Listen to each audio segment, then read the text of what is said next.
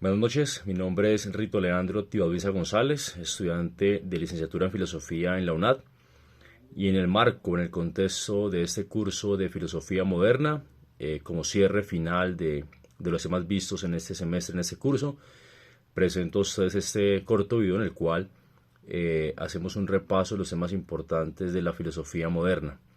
Se nos ha invitado a reflexionar acerca de lo que significa o significó la modernidad para cada uno de nosotros y o de igual manera mejor también profundizar un poco sobre las ideas importantes del racionalismo, del empirismo y del idealismo como sistemas de pensamiento, como corrientes o escuelas que tuvieron gran influencia en la época moderna, que profundizaron ciertas bases que la filosofía antigua ya había empezado a dejar sentado y obviamente son el punto de partida y se convirtieron mejor en el punto de partida de la reflexión filosófica posterior.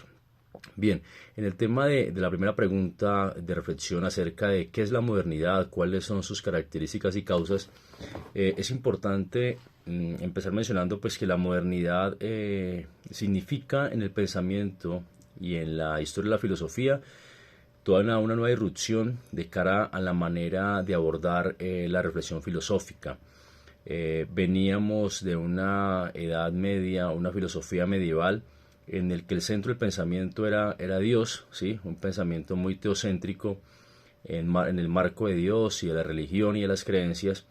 Y la filosofía moderna pues nos trae ya una nueva connotación filosófica en el cual el sujeto, el hombre, viene a convertirse en el centro del pensamiento, ¿sí?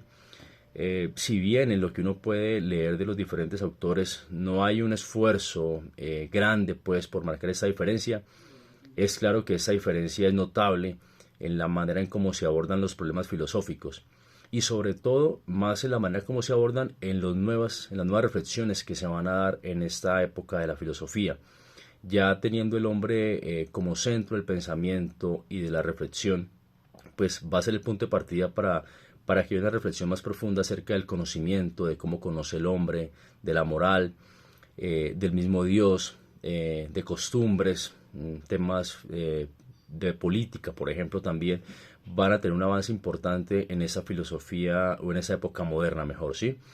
Entonces una característica principal de esa filosofía moderna precisamente es eso, que el hombre se pone en el marco, en el centro de la reflexión filosófica.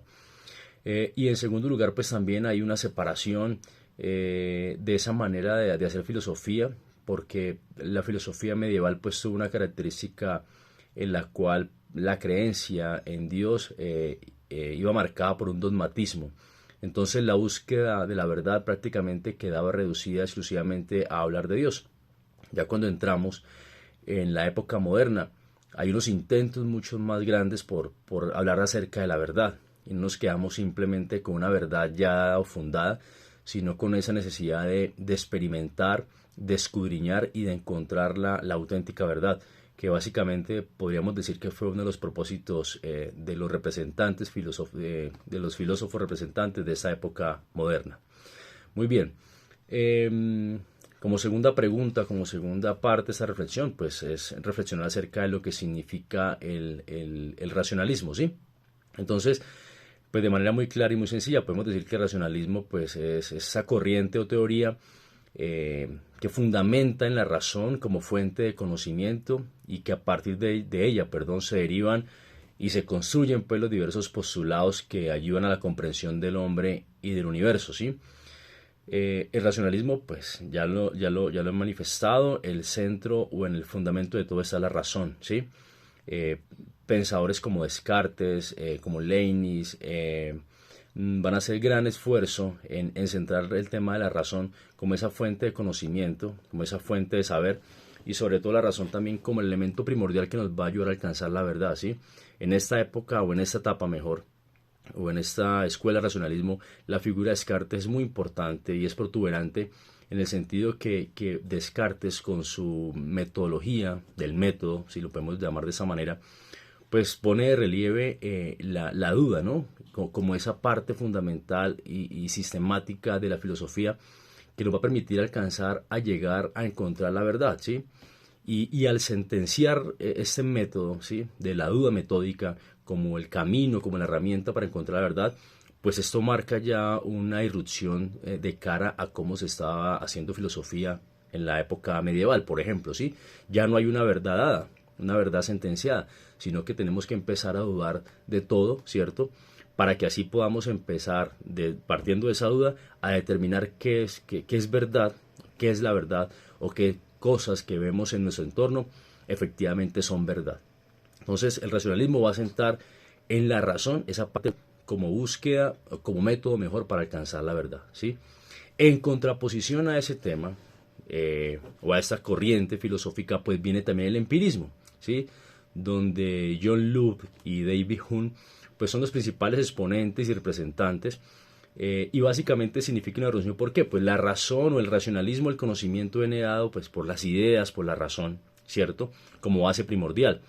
El empirismo pues va a hacer una lucha o va a rechazar de manera categórica este postulado para decirnos que la parte experiencial, el empirismo, la parte empírica o la parte experiencial, viene a convertirse en la fuente primordial de conocimiento, ¿sí? Entonces, ya no podemos hablar que nuestro ejercicio racional, ¿sí?, es el que contribuye a fortalecer o a tener un conocimiento, sino que son las experiencias que hemos tenido, las experiencias que tenemos en el día a día, lo que viene a constituir nuestro conocimiento, ¿sí? Y sin experiencia no hay conocimiento. Entonces es una contraposición, fuerte en la manera en que se aborda el tema del conocimiento, y no solo el conocimiento, porque a partir de la experiencia es donde se sientan las bases pues para el discurrir filosófico, diferente al postulado que nos presentaban los autores racionalistas, ¿sí? Todo parte de la experiencia, nos dicen los empiristas, ya mencionados John Locke y David Hume. Entonces, esta corriente pues va a tener esta característica primordial o principal mejor de hacerle fuerza o hincapié a la experiencia, a lo vivido, a lo sensitivo, lo sensorial, lo que yo puedo percibir como fuente de conocimiento, diferente a aquella que nos habla una parte mucho más racional en la manera pues de poder encontrar y determinar la verdad o el sentido de las cosas. Y finalmente aparece la escuela del idealismo, ¿cierto?, representada sobre todo en filósofos alemanes como Immanuel Kant y como Hegel, en la que prácticamente podemos hablar de una síntesis de lo que ha sido el discurrir filosófico en la época moderna. Obviamente, el idealismo, y sobre todo en lo que expresa Kant en esta doctrina de su metafísica, donde más hace abordaje pues en su pensamiento, y es que básicamente también ponen la razón en el centro de este discurrir y de este pensamiento filosófico, ¿sí? El idealismo ahora es un poco mucho más elevado y más complejo en la manera de explicar, asimilar y entender el conocimiento del hombre. Pero básicamente el idealismo hace prelación a la razón, ¿sí? No es una anulación completa del empirismo, claro está, pero sí ponen de manifiesto que la razón, en las ideas, está la fuente del conocimiento. A partir de la razón es que se compone y se expresa la realidad, y desde ahí es el punto de partida del conocimiento del sujeto. Entonces, no es una contraposición ni al racionalismo ni al empirismo, ¿sí?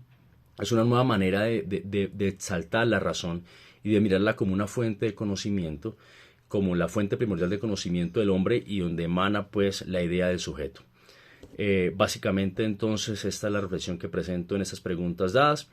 Espero haya sido de su total agrado y comprensión los temas expuestos acá, y ha sido un gusto poder compartir este curso de Filosofía Moderna ese semestre. Muchas gracias.